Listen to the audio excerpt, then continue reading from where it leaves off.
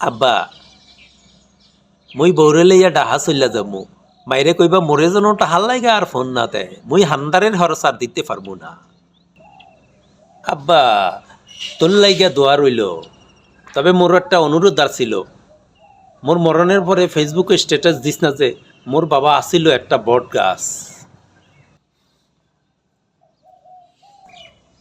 আমার একটা বিষয় খুব হাসিও পায়, আবার কান্নাও পায়, আবার খুব বেদনাও লাগে।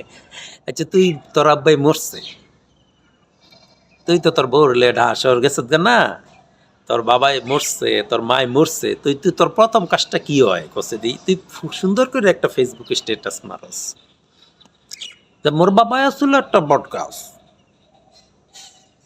আরে বেটা তোর বাবাই যে বট গাছ ছিল, তো তুই মরণের পরে কেড়ে তুই এটা কস?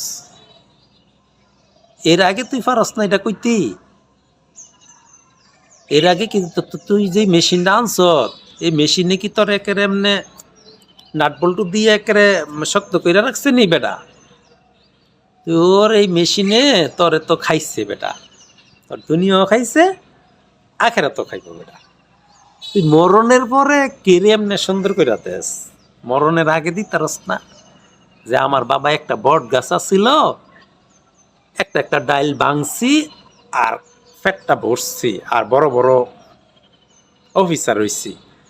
মরণের পরে তোর খুব স্ট্যাটাস দিতে মন চায়। আমার খুব হাসি পায় ভাই, খুব হাসি পায় ভাই। এই কামটা কইরার নামনেরা যা কইবেন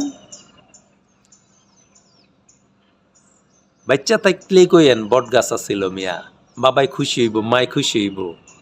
দিন বানা দিন বাপ মাই কখনোই, তুই যদি না ওদেস বেটা, তুই যদি তোর মায়ের যদি না ওদেস, মুখ দিয়া তো তুই সন্তুষ্ট করতারস।